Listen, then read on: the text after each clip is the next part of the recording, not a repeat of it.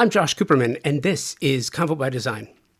When I first started the podcast, a long time ago, it all started as an experience. I love design and architecture. I always have. I recently realized that if I had taken the time spent doing the show and instead went back to school, I could have become an architect by now.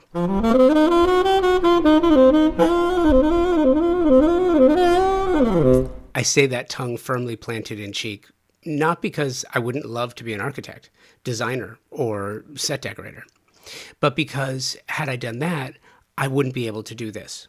And this is what I truly love to do.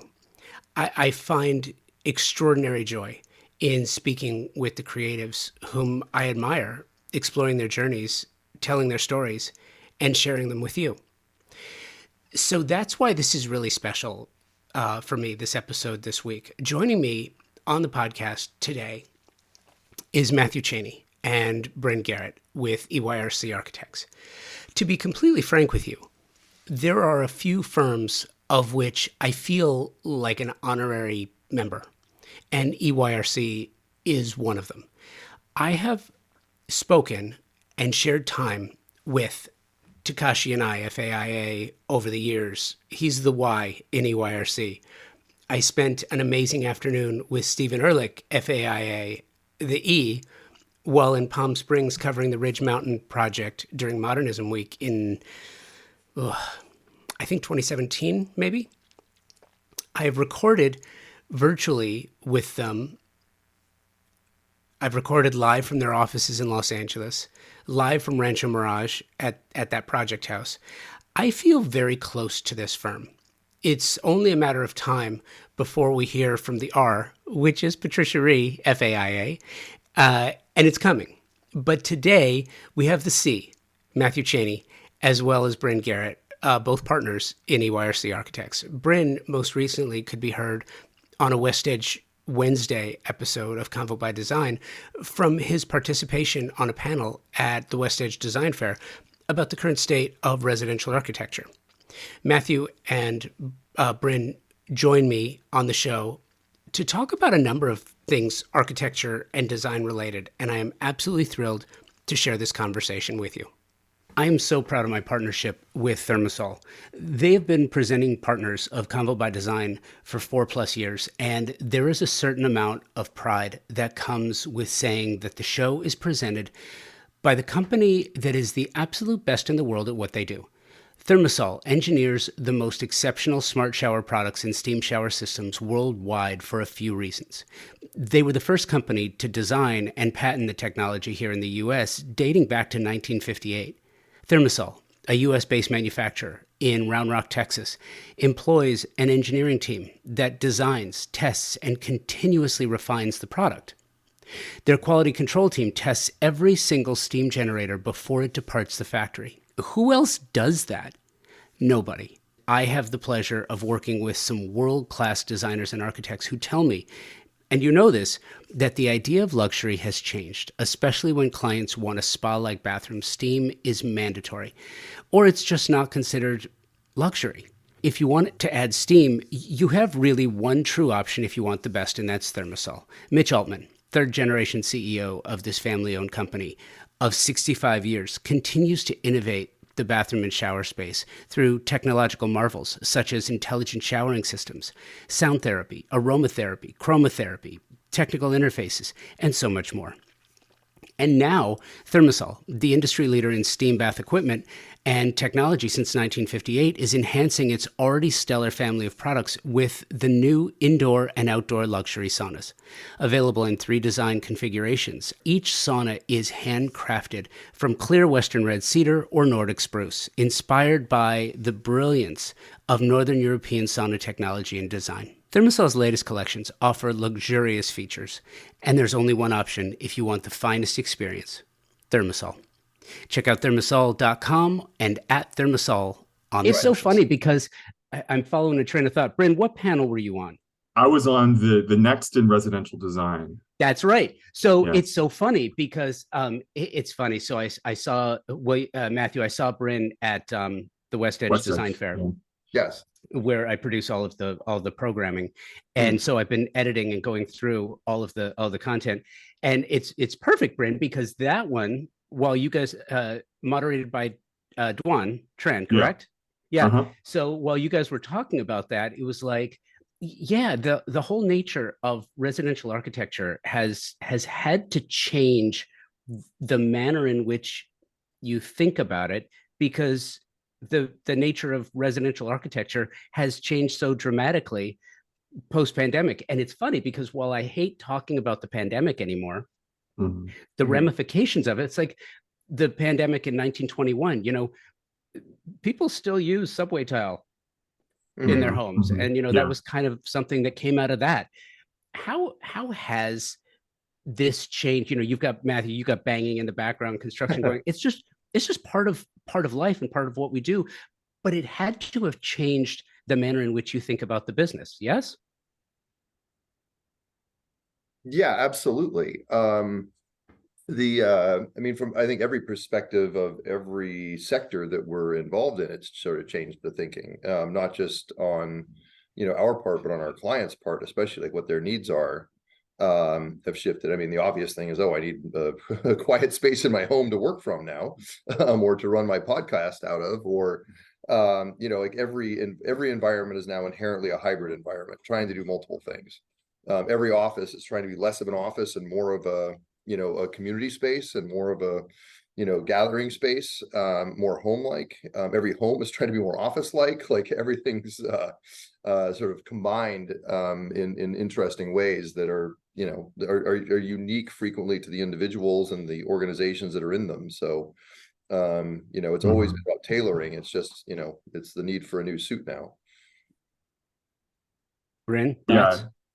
Yeah, I would say most of our clients and the users in our projects have a heightened sense of kind of that stark contrast in their day-to-day lives, where there may be the creature comforts that they've now become used to at home over the pandemic, and then they still have to go into a busy kind of office environment, maybe a couple days a week.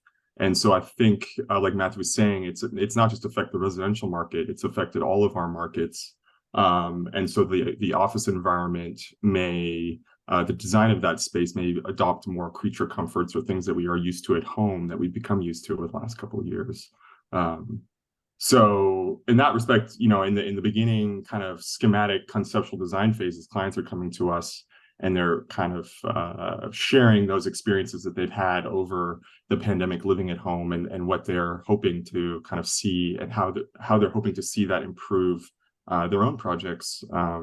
And so I think we're going to see that for, at least a decade, and it'll probably bleed on before long after that.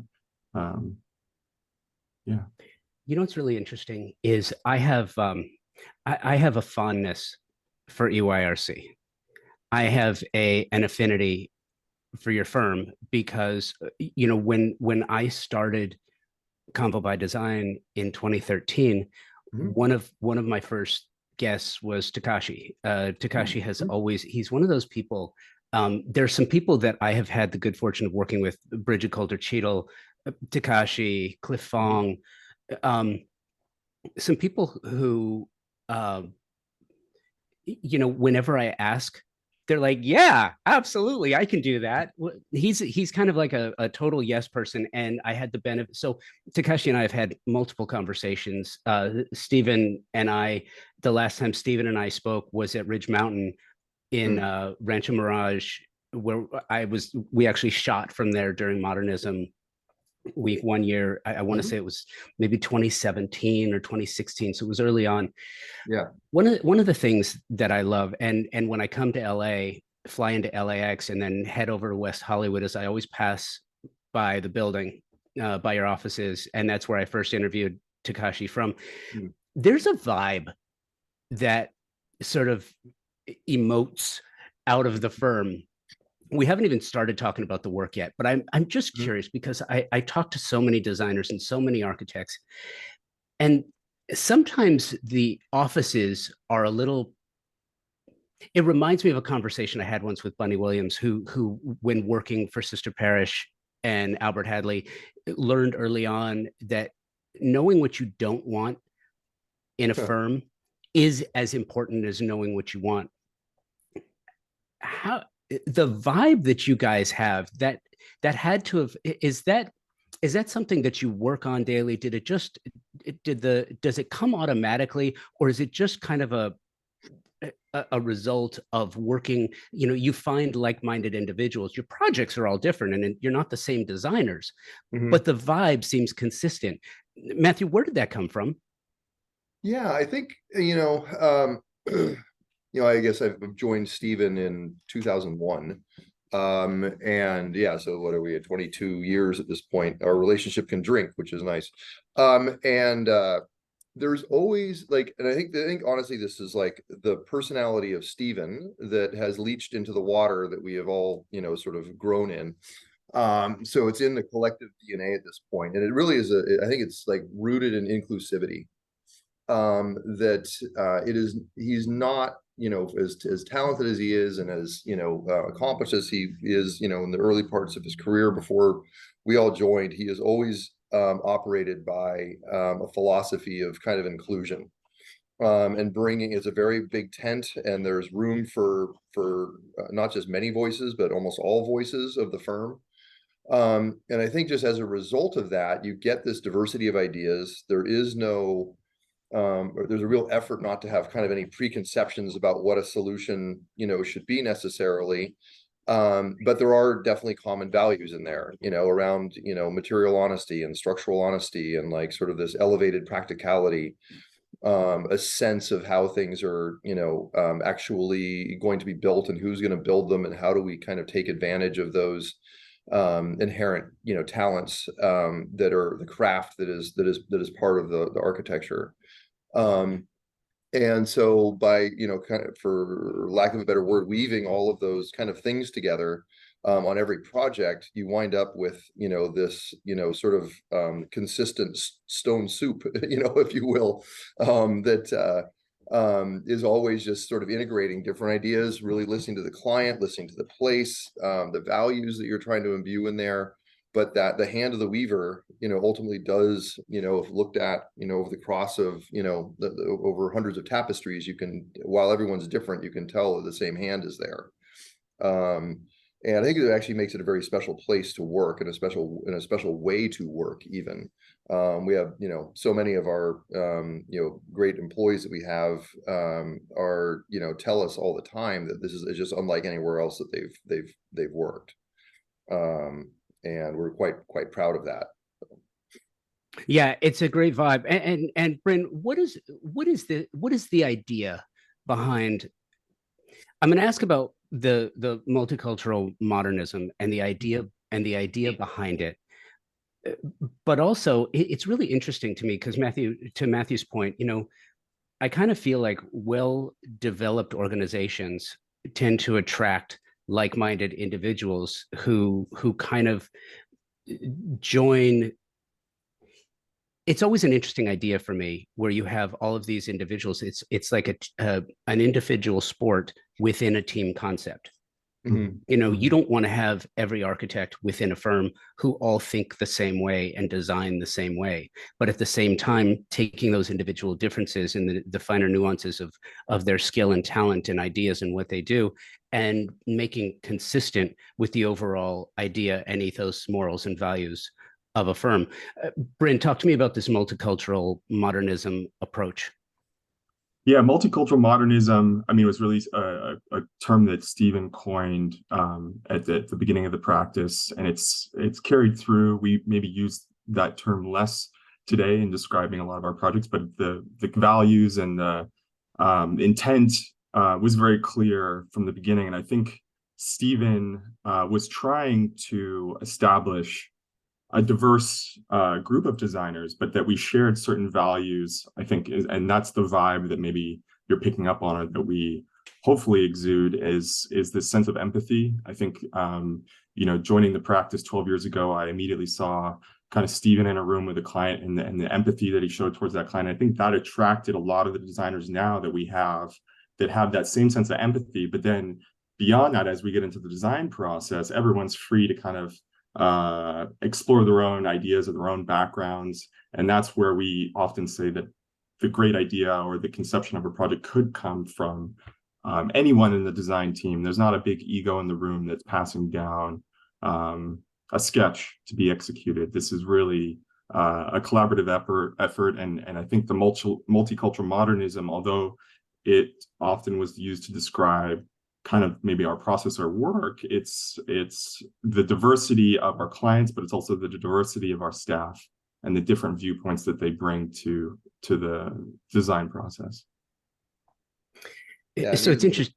No, so please go ahead. I was going to add to that just a smidge. Also, just the this kind of like anthropological process of mining the clients, the project, everything sort of about it, for its sort of inherent meanings and values, and figuring out how to make that legible in the work. And here's why I find that so interesting. I have said many times, my background is not in design or architecture; it's in broadcasting. And as the director of motorsports for CBS in Dallas, I've always been fascinated with the idea of the individual sport in a team concept, and I don't think it's really looked at enough in our industry in particular.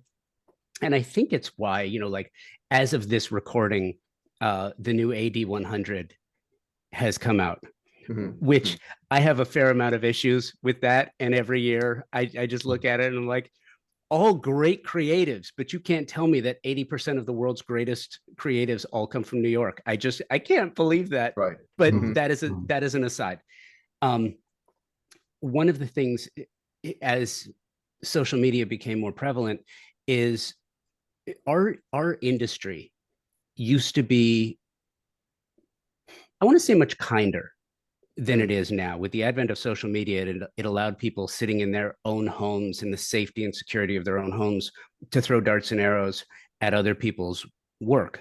And one of the things that I do love so much about your firm, having studied it the way I have, the way that I would study, a NASCAR team of 4 drivers running in a race of 43 cars, each one's trying to win, but they're also trying to elevate their entire team.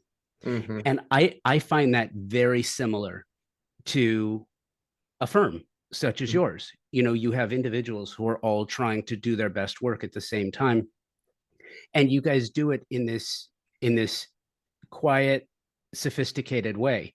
And it's because you all come from such a diverse background. Mathew, what did you learn in 3 years working for Disney that has affected your career now? Oh gosh, a lot. That was, I was fortunate. Yeah, coming out of school, maybe I'd been out for 3 or 4 years or so, and managed to land a position at Walt Disney Imagineering, and moved through the ranks there fairly quickly, and eventually became production designer over the one of the lands inside of the new California Adventure Park in Anaheim, and most notably over the ride film called Soarin' Over California. And the thing that the real takeaways from there was, one, that seniority didn't matter necessarily. I mean, there was a strong hierarchy there, but it's like, if you could do the job and had the ideas and knew how to execute, you were like, go, we need that. So it was very easy there to kind of outperform your rank or title or tenure. And the other thing there was just the wild interdisciplinary nature of it, and the incredible disciplines that are almost like unique to Disney.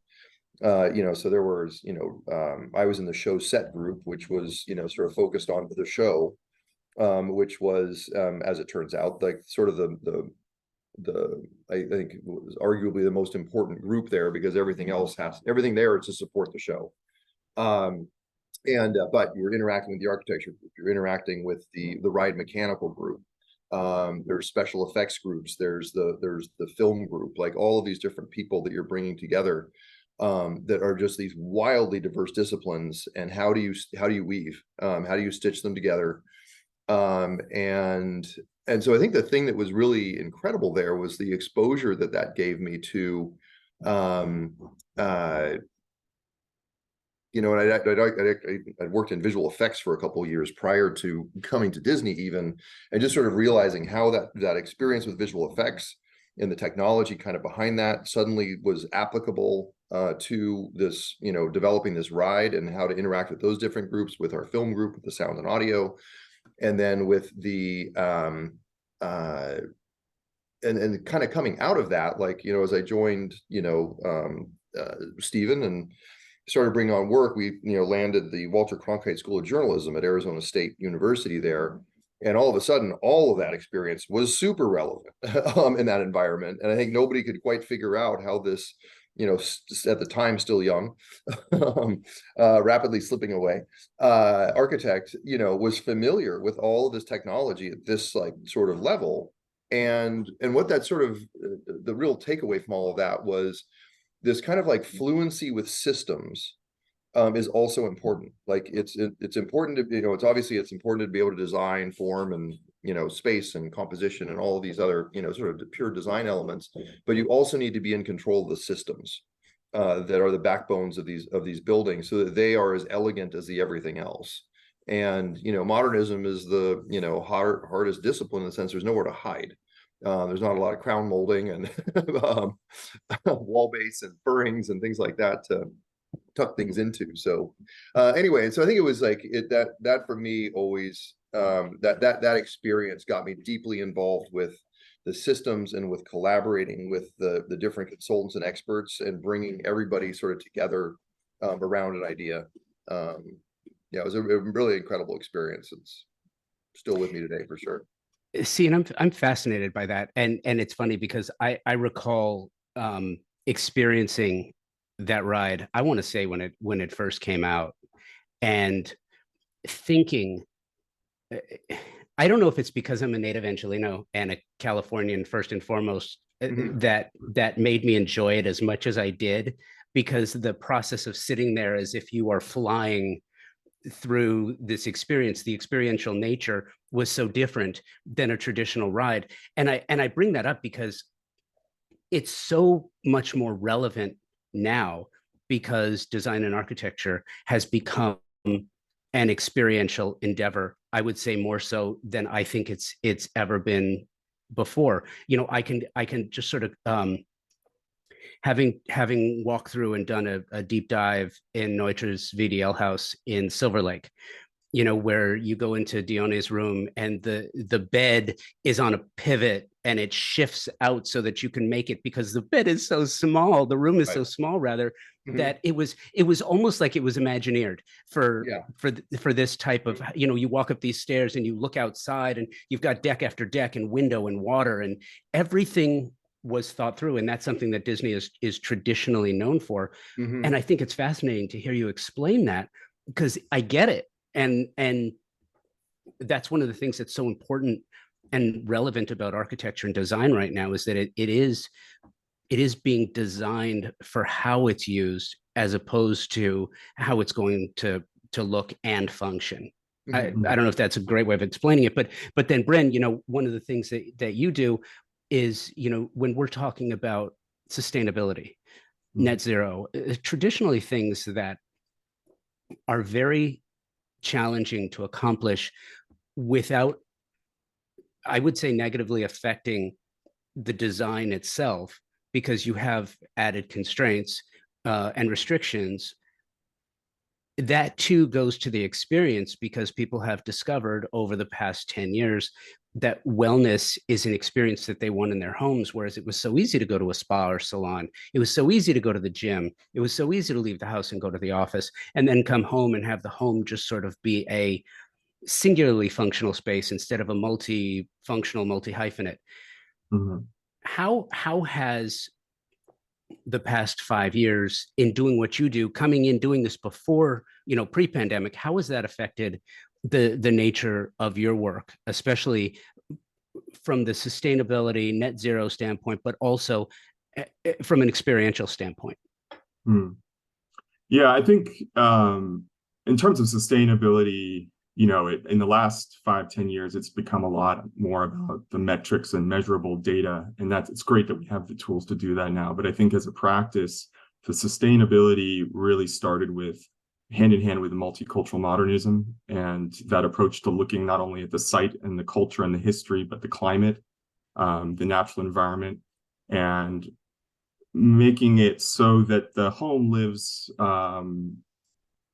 with the client, and they're not feeling like they're having to go elsewhere for their wellness, exercise, getting out of the home. So I think for us, sustainability is one and the same with the design. It's no longer a tack on, it's not an add-on. It shouldn't be any more expensive adding sustainability or wellness to your home. And the way that we look at it now, with the indoor outdoor living lifestyle that we have in a lot of our projects, it's not possible to control and mechanically ventilate people's homes all the time. And so it's really important that we rely on passive strategies and get an understanding of what the climate kind of ranges are for our clients. Are they comfortable just living through the winter in a sweater and a hot cup of tea? We don't need to have the set point for the heat at 75 degrees. I think what we've also been surprised about in the last 5 years, especially with the pandemic, is people's appetite and desire to have more sustainable and resilient projects and houses. They see that there's increasing number of rolling blackouts, wildfires, have you. So they are just as interested as we are as architects in having a high-performing home that will be resilient through these natural disasters that seem to be kind of, especially in California, becoming a more predominant part of our lives.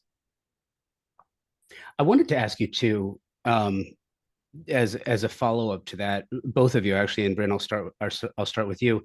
Well, first of all, is the firm segmented by? Do you find yourselves individually siloed? Like, someone works on higher education, someone works on public, and municipal buildings, and someone works on residential. Do you find yourself siloed, or is it a project by project base, or is it a team concept?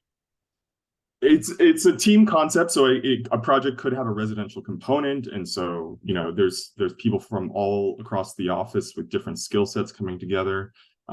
Certainly, we have kind of loosely defined studios, and that's mostly to do with kind of the skill sets and the kind of scale of projects. But every project has a different component with a different scale that offers opportunities for our firm to kind of bring people across the firm into one project and kind of bring down those silos. So I don't think we're too siloed.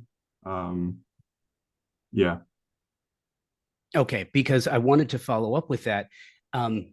It's really interesting. Something that I've been really fascinated by because of its importance.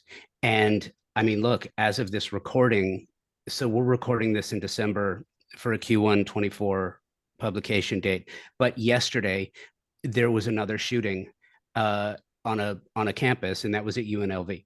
Yeah. There have been I want to say, well over 550 mass shootings in the country this year alone. And because it's ramping up every year, we have more and more shootings. We are living in a more violent world. Mm-hmm. It is what it is. And I have always felt that because designers and architects are futurists by nature, you kind of have to be. Designers designing for 5, 10, 15, 20 years on a space. Mm-hmm. And then, from a design standpoint, you're really looking at a refresh or a redo. Architects, you're not building something that's living less than 75 years, 100 years, 150 years, whatever the, right. Ridge Mountain, going back to that project will be there when people aren't. I mean, the way that thing was built, yeah, that will be there long after people, unless they take it down for some other reason. But because you work with so many higher education schools, municipal buildings as well, I've become fascinated lately, and I want your take on this. And Mathew, I'll start with you. And it kind of goes back to the wellness thing too. I think they're inextricably tied. Yeah. You had, pre-pandemic, people were starting to focus more on air quality and water quality within their homes. And then during the pandemic, it became noise pollution, as well as the others. That was kind of like the hot button, because we're all, we were talking before this. Can you hear the banging outside? There's a blower outside my house, but and you become more fixated on that.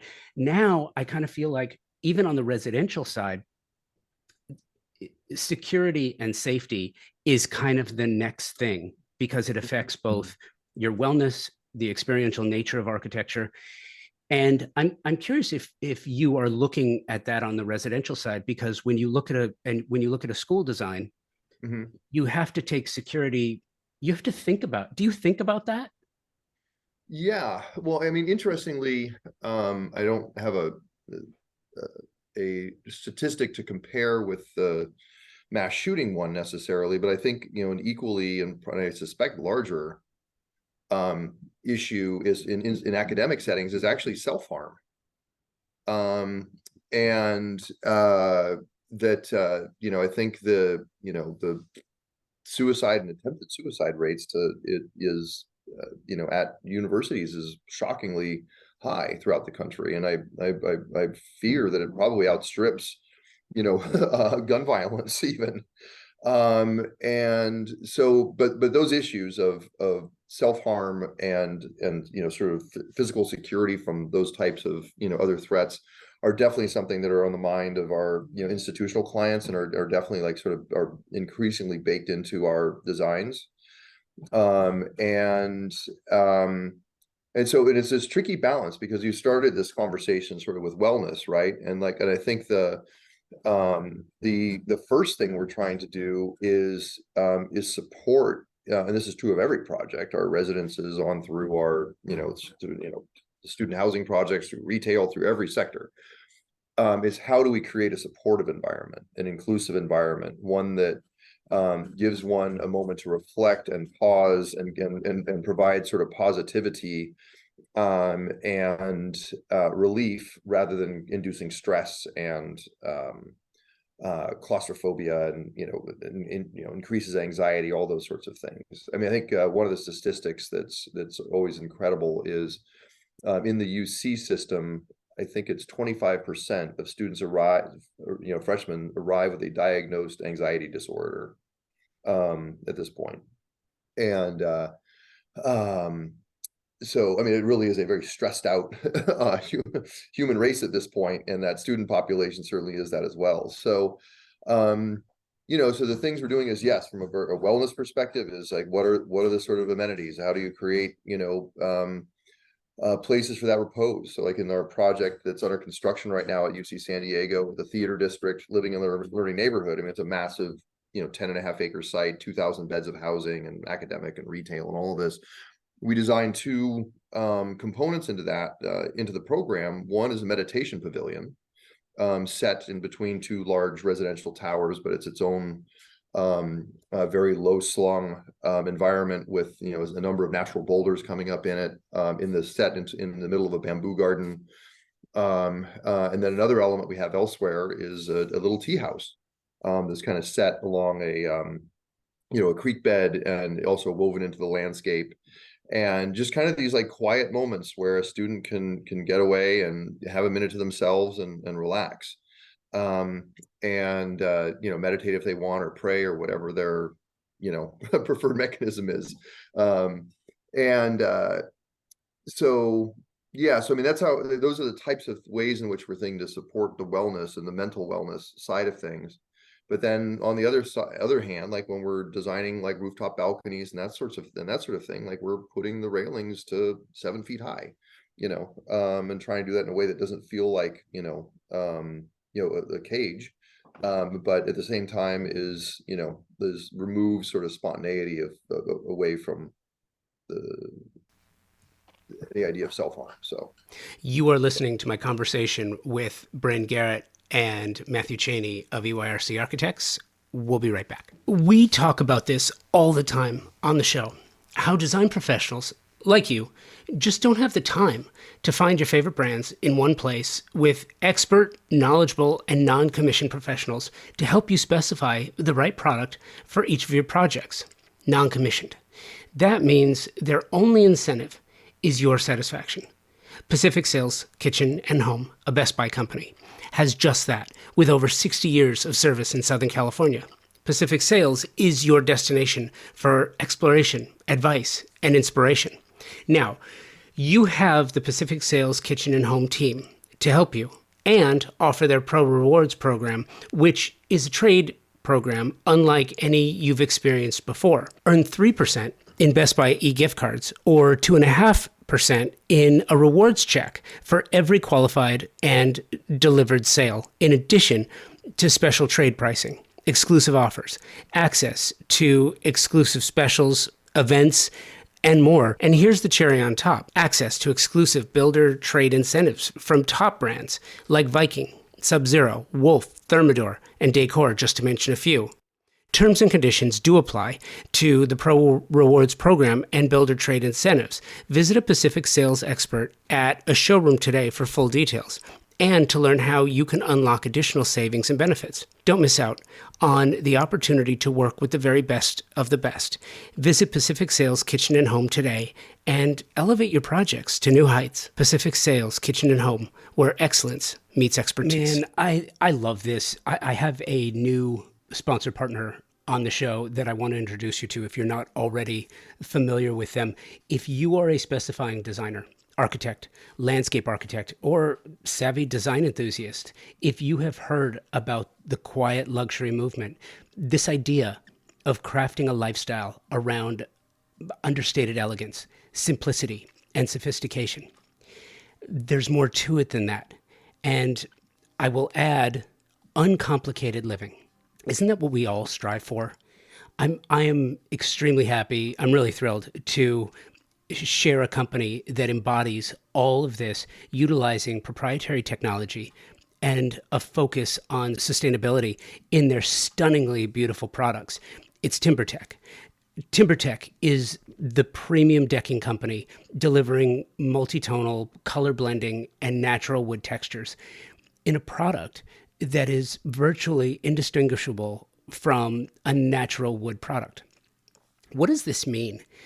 It means it's everything wood should be: a beautiful look that blends seamlessly with a well-designed space, providing years of enjoyment, and performs the way you want it to. No splintering, fading, peeling, cracking, or rotting. I had a wood deck at our Manhattan Beach home, and I gotta tell you, it was exasperating every year doing the random board flip, taking out nails, resetting them, restaining them. It was a complete pain. It was complicated, and I didn't look forward to it.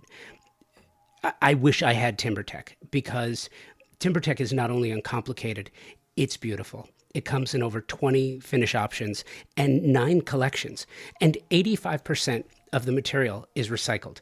This is premium decking for your next project. Learn more and specify it for your next design project. TimberTech on the socials or timbertech.com, where you can find a retailer near you, as well as a number of tools to create, design, order samples, and get the expert help you may need. TimberTech is uncomplicated luxury and performs. It's your choice for your next deck project. In thinking through that, I would venture to guess, I have kids in college, and I would venture to guess that everyone who has a child in college these days, within the past few years or currently, has experienced a story about fellow students committing self-harm. So to your point, I totally get it. I think there's a difference between self-harm and harming others, both tragic. Yes. But, it's kind of like when my kids went to elementary school. When they started elementary school, there was not a perimeter fence. Now there's a perimeter fence. I don't know of many schools that don't have perimeter fencing anymore. Sure. Because you have to. And to your point, it's one of those things where you said that doesn't look like a cage. And that goes back kind of to the wellness aspect of it, because nobody wants to live in a cage. At the same time, and that's why I really do love these conversations. I'll give you 2 examples of why I think it's so important. And I don't think there's an evaluation process in the public eye as much as, there used to be architecture critics back in the day, right? Back to the days of Atlas Shrugged. So you've got that whole idea of a critic could ruin the life of an architect. But you've got, here's two examples, and I'd love your takes on these. And we're just kind of freewheeling here a little bit. I recently had the opportunity to tour the Price Tower in Bartlesville, Oklahoma, which is, Frank Lloyd Wright's one and only skyscraper. And in Mr. Price's office on the 19th or 20th floor of the building, you're walking in and the building seems to get narrower and narrower the higher you go. In his office, he had just off the side of his office, there's a spot for his assistant. Now, this is the 1950s when this is built. Gorgeous views, Frank Lloyd Wright and his love of glass. These views all over. So where his assistant would sit, she would look over her left shoulder and have a sight line to Mr. Price. Brilliant. Bless you. She would look over to the right where there should be a window, but Wright built it's beautiful wood, but he basically built something to keep her from being able to look out the window so that she could stay focused on her typing. Yes. And I'm like, that is just not cool. Like, I get it, but there's no other reason for that to be here. That was specifically put there. And, nowadays someone would be like, well, that's, you can't do that. That's just, you just can't do it. The other example, and I want your take on both of these, was, and we just lost Charlie Munger. And I don't know if you guys remember this, but he had an idea. He was an amateur architect, and he had this idea for a dorm at UCSB. I bet you guys even study this. Very aware. Right? So, I mean, dick move, like, not cool. Like, don't, why in the world would you have this beautiful exterior where it could enhance the wellness of someone's life just by looking outside at the ocean, but instead making all of the windows interior and none exterior, so you can't do that? It's all in the way you think about it, right? Right. Yeah. I mean, certainly, the Munger Hall, and to my understanding, there is a Munger Hall that was built, I think, at MIT. Like, that exists already from years ago. In that same idea? Yes. Yeah. I need to research that. I was told by a colleague that went to the school where it is that she was like, oh no, it's there. But and it was proliferating. That was this whole thing. Like, if you take my money, you're going to take my design, and this philosophy, which is, look, I mean, it's an interesting one. It is trying to solve an intractable problem of how do you drive down the cost of housing students. And even it got into a socialization model, which is like, your room should not be where you want to spend time. You should want to be out in the common environments that have actual windows and everything else. So your room is where you sleep, and that's it. Do everything else outside. You're basically getting a sleeping chamber with this, and which is flipping on its head the perspective, that my room is my sanctuary, and I can decorate it, and it's somewhere I do want to be. So one has to sort of buy into that philosophical shift before that starts to make sense. And not to utterly defend it, but it's like, I do like radical ideas, and I do think that's what to solve some of our problems, it is going to take that sort of radical thinking. Clearly that's a bridge too far at this moment in time for most folks to stomach, but so I mean, I don't know if you've ever been on a cruise. The cheapest cabins are the ones that are internal and don't have windows. They probably sell out first, but I don't know. I mean, Josh, with those two examples, and especially with the Price Tower, Frank Lloyd Wright, I mean, we know it was during a time when the architect was kind of given the reins of the entire project. They saw the whole vision, they saw the furnishings, they saw the window treatments, they did the landscaping. I think as a practice, and we've always enjoyed more the back and forth dialogue and engagement with our clients, and how we get inspired by them.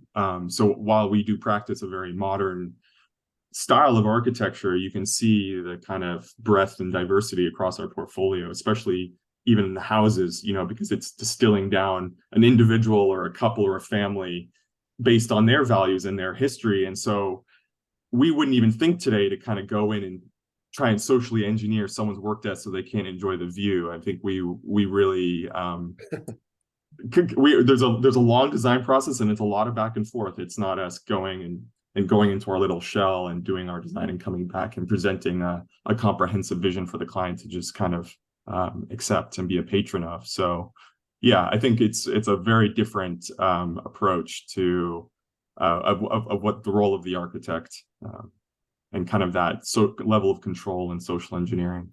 Mm-hmm.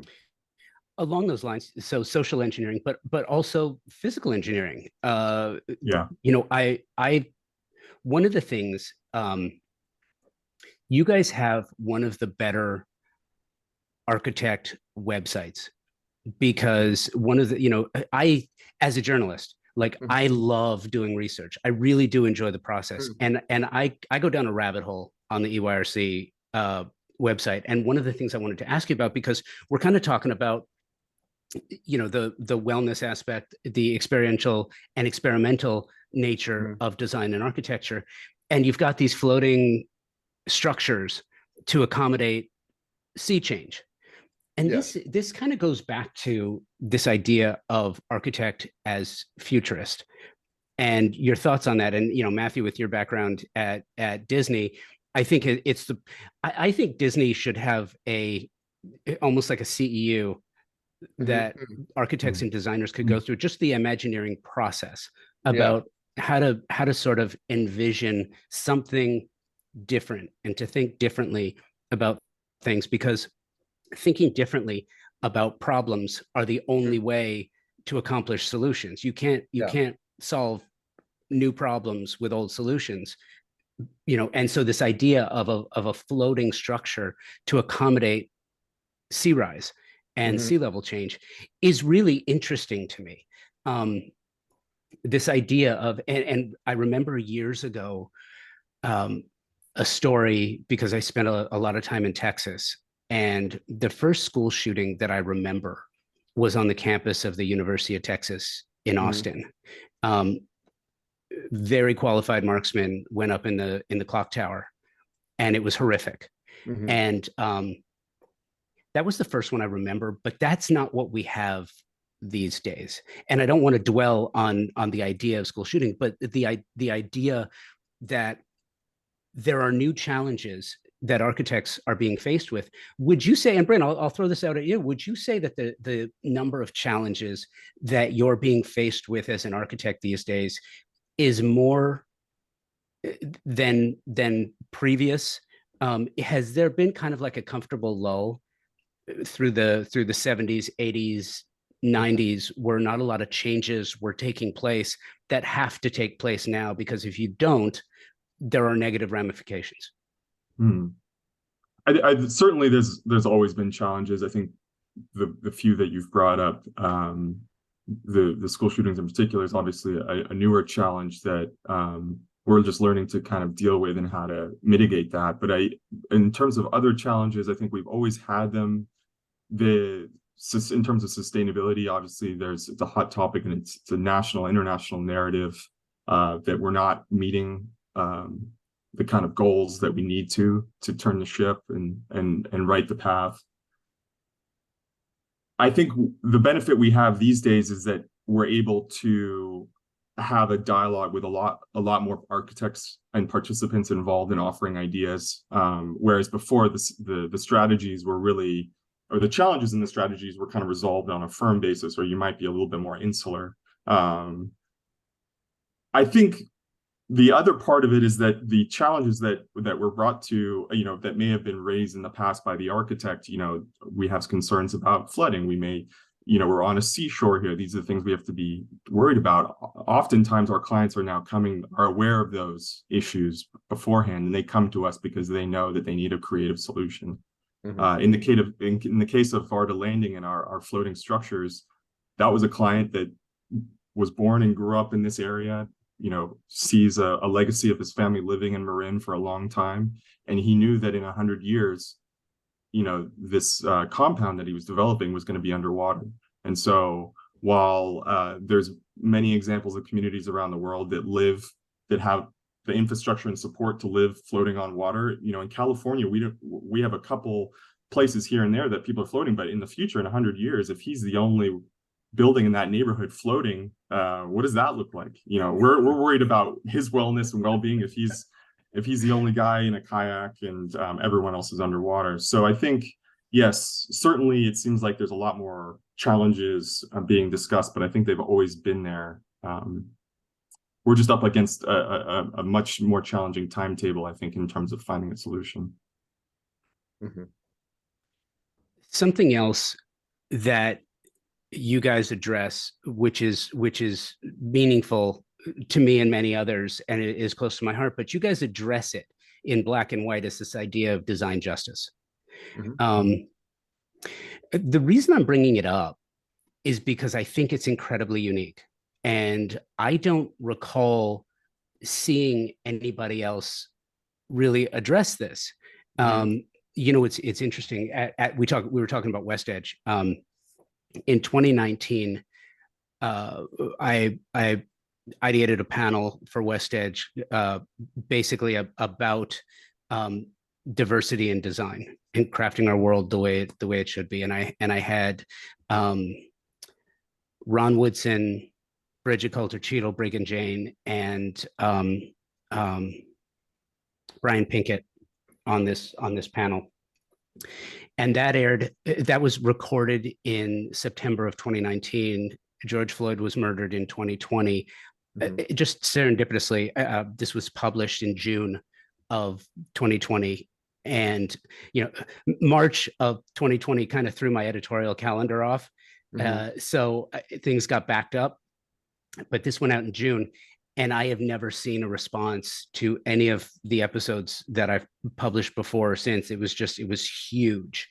And it was interesting that so many people were starting to talk about it, but it's one thing to talk about it. It's another thing to put it in practice.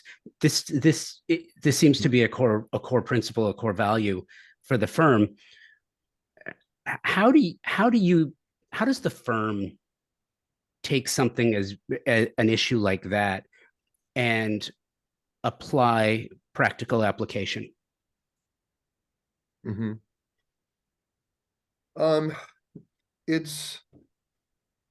We're always looking for opportunities to do it in every project, and some of them have present more immediate and obvious opportunities than others, and some of them like the Leimert Park Fridge project that you might have seen, where our internal design justice committee found an opportunity to build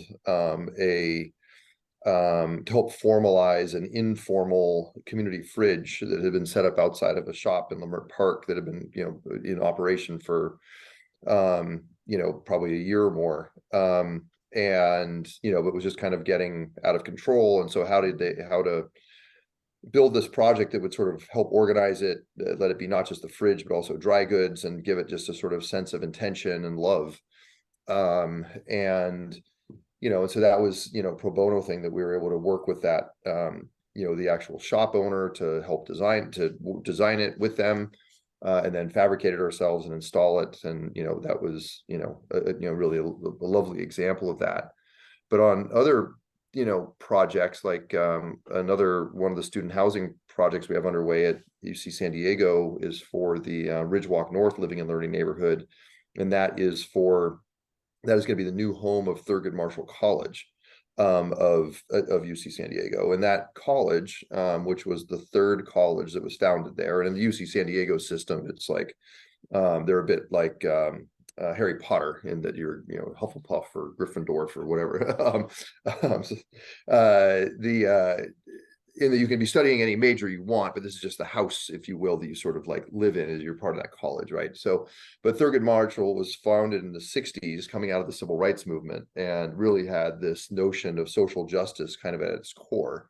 It has a deep history of activism within the ranks of the students. And so, so with that project and in cooperation with the university, we look at it very much as an opportunity for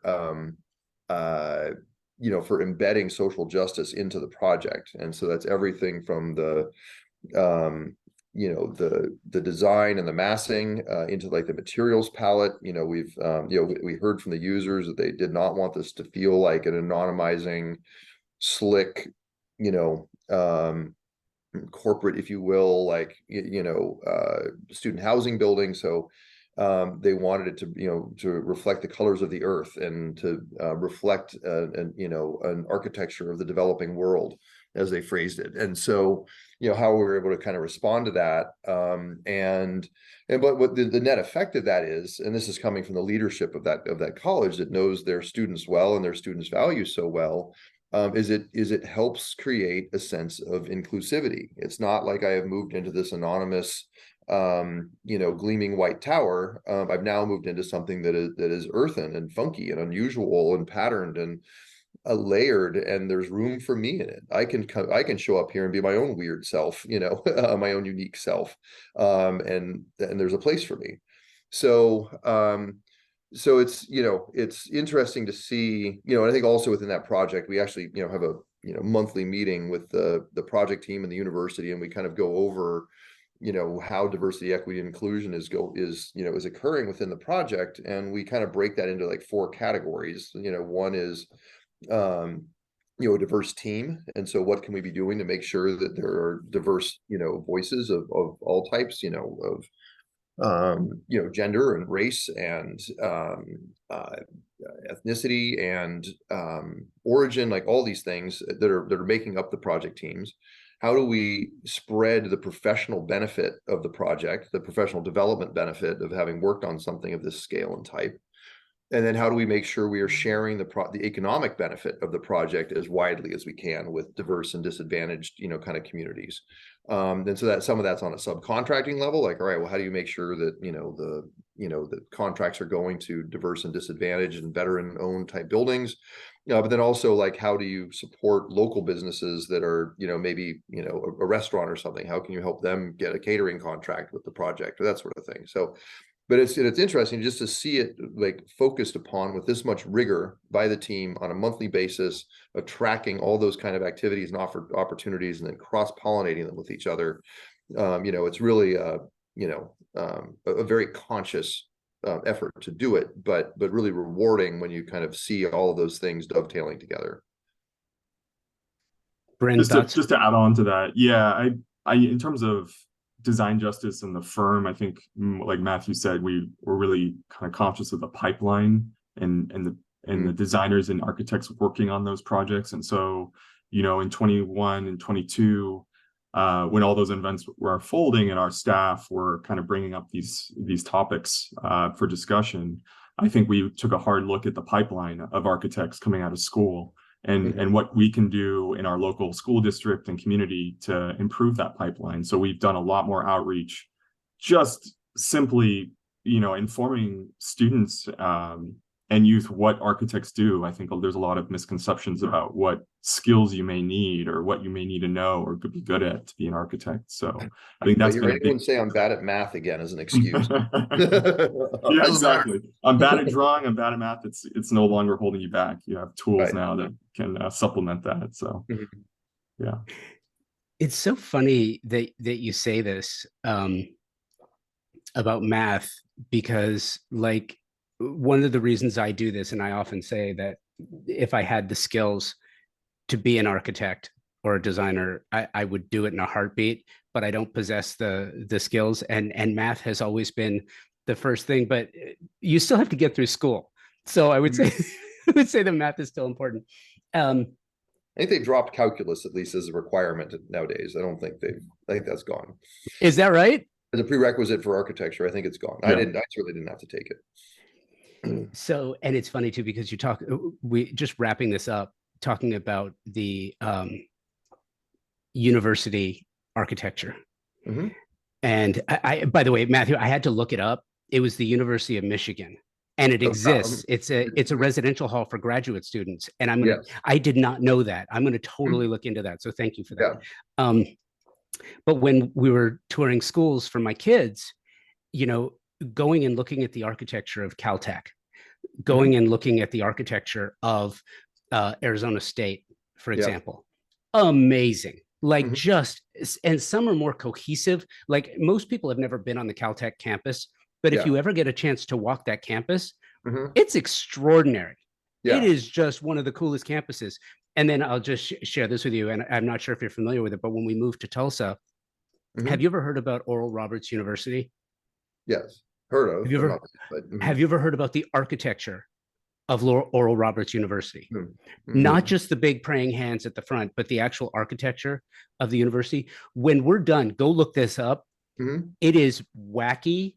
It is Mhm. bizarre. It is out of Logan's Run. It is just some of the craziest 1970s architecture that Mhm. you will ever see. And when I drive by it quite often, and I just, one of the things that I love about that is, and as architects, do you get to be more creative on Mhm. university architecture? Do you get to take more chances? Do you get to try different things that you might not otherwise try? Um, yes-ish. It depends on the institution and kind of what they're going for with the given project. There's some that are wanting you to swing for the fences with, and there's others that want you to play in a very narrow, window. So, um, they're always looking for innovation, however, and how do you deliver like best value? Universities are always trying to be goods, well, maybe not the private ones, but the public at least, for certain, are trying to be, good stewards of the public's money, and get best value that they, what the best value they can out of a project. And so, but at like the projects we did at Arizona State University, the Walter Cronkite School of Journalism there, 235,000 square feet, 6 story, really amazing building. We did the School of Earth and Space Exploration at ASU there, amazing 8 story lab building.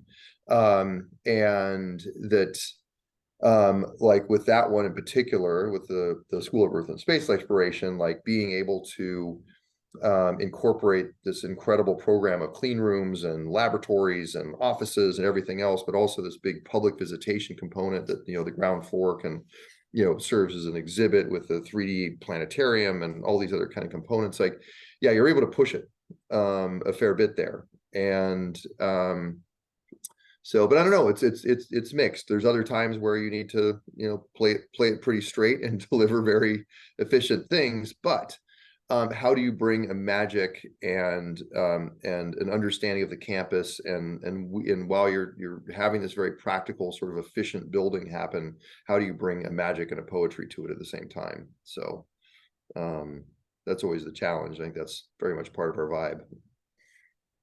Yeah. Bryn, any thoughts on that? Oral Roberts, the campus architecture is quite impressive. Yeah. I was getting lost in that. So yeah, I think like Mathew was saying, it's a little bit harder in that environment where they are trying to get the best value for their money. And I think it's in the smaller moments. It's in these little in-between spaces that we may be able to have more freedom to bring something special to a project. And I think there's many good examples of that at a theater district at UC San Diego, and these pavilions or architectural follies in the landscape that to us are going to have hopefully the biggest impact on student life, and bring something special. On the residential side, on the private sector side, clients are really looking for innovation right now. They want off the grid. They and hopefully in an ideal world, you're able to kind of bring that innovation to the design in a way that formally, spatially, it's a little bit more exciting. So Well, yeah, listen, Good. go ahead. No, go ahead, please. Oh, I was just going to say it's kind of tricky. There's moments of architectural ambition in university, or school environments. You've got, Diamond Ranch High School, by early work by Morphosis out there. I just was touring that the other week. And one of our employees, his mom is like one of the vice principal there and has been for many years. And while it's an architectural kind of adventure, it's arguable whether it's a successful place to educate kids. It's pretty cold and concrete and depressing. We recently completed the here in downtown Los Angeles, the Performing Arts High School there as part of LAUSD. Similar sort of thing, architecturally wild, Kuppelblau sort of project that's really alienating for kids. When we get back to wellness and a supportive environment, I think it's really important to keep in mind who is the client, who is the customer, and it's kids. And it's not that you want to necessarily put them up in a Disney environment, to take the other side of that, but it's a bunch of fake chicanery, and it's the Truman Show. But I think what you actually want is this place of authenticity that really kind of understands the place that they're in, the experiences they're looking to have, the growth that they're looking to sort of have, and how do you create spaces that actually generate the kind of the real foundation of that. And I think the critical thing that our society needs now more than ever is community and communion, and places to sort of come together and find the common ground, find the humanity, find the empathy in for each other. That we can be a cooperative species that is able to sort of move forward in harmony and not in chaos and conflict. So so I don't know that so I think architecture has a really important role in that. Like, what is that built environment that as people are growing and living are placed into? And I think this is where multicultural modernism, California modernism, the things that we sort of ascribe to are exactly that. It's like bringing people together in the natural and supportive and beautiful kind of environment. So yeah, I totally agree, and this was a great opportunity. I love what you guys do, and I appreciate you taking the time to talk about it. Thank you for doing this. Our pleasure. Thank you, Josh. Design Hardware's newly remodeled showroom is where you will find a gallery-style space with a thoughtful display of products, purposefully positioned to allow unbridled exploration and discovery. High-end faucets, luxury tile, natural stone, wood floors, and bespoke hardware selections are presented in a holistic manner, strategically arranged to stimulate creativity and transition your vision from the conceptual stage to a fully realized space. Conveniently located, free parking available. Stop by to find your inspiration, collect samples, get expert advice, and tackle everything on your shopping list all in one place. Visit them online at designhardware.com or in the real world, 6053 West 3rd Street in Los Angeles. Thank you, Mathew. Thank you, Bryn, for your time, talent, and willingness to share. I love these conversations. I love sharing them with you. Please continue to email me with your guest and show suggestions, convobydesign@outlook.com, and reach out to us via Instagram at convobydesign with an X. Thank you to Convo by Design partners, sponsors, Thermosol, TimberTech, Pacific Sales, and Design Hardware. For more information about these amazing companies and links to these incredible brands, and to learn more about their products, please check the show notes. For more stories like these from the design community, please make sure you are subscribing to the podcast so you receive new episodes automatically the moment they're published. That way, you never miss an episode. Convo by Design is available everywhere you find your favorite podcasts, and I love sharing them with you. So thanks for listening. And until next week, be well and take today first.